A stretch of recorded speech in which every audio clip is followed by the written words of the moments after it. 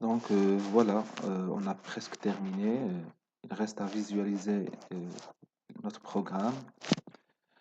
Euh, bon, ici, on doit faire un retour à la ligne. Et l'affichage ici, faites comme vous voulez. On peut commencer l'affichage à élément 0 comme vous voulez. Sinon, vous pouvez commencer à 1.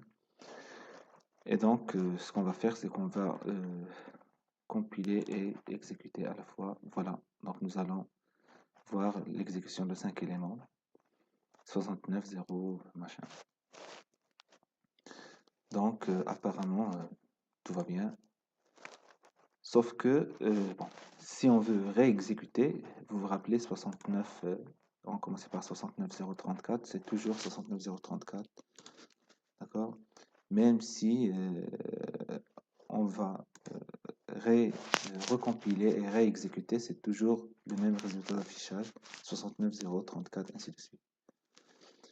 Pourquoi? Parce que la fonction rand, elle va fouiller dans le même, le même ensemble d'éléments et c'est les mêmes nombres qui vont être réaffichés. Donc pour renouveler à chaque fois l'affichage ou la génération des éléments, il suffit d'ajouter une fois dans le main un srand, d'accord, srand avec un paramètre time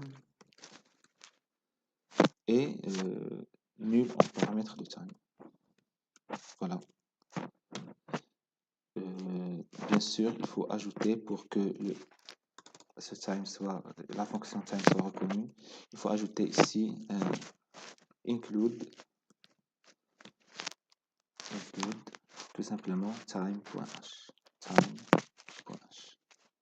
Et voilà, pour cette fois, on va remarquer que ça va changer d'une exécution à une autre.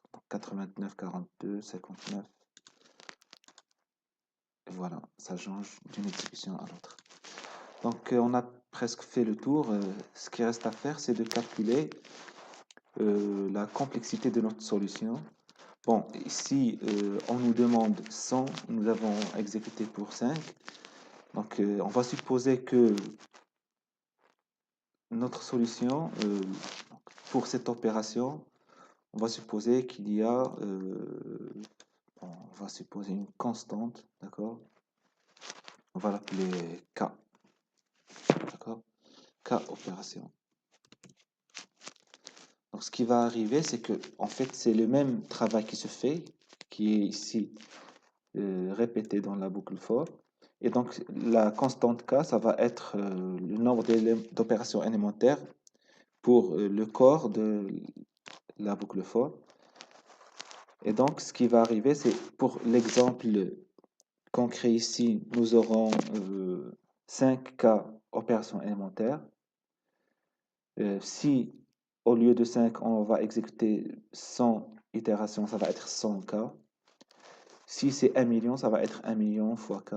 Et donc, le nombre ici, tant qu'il ne dépend pas d'une variable n, il est toujours considéré comme une constante. Donc, constant fois constant.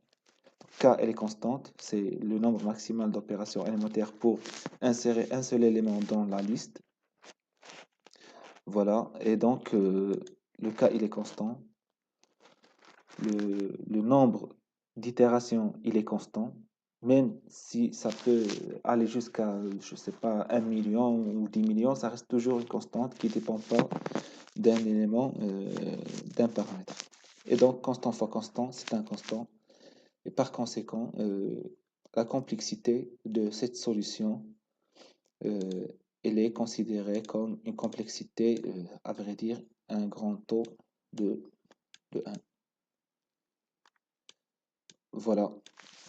Donc, on se voit pour l'exercice 2.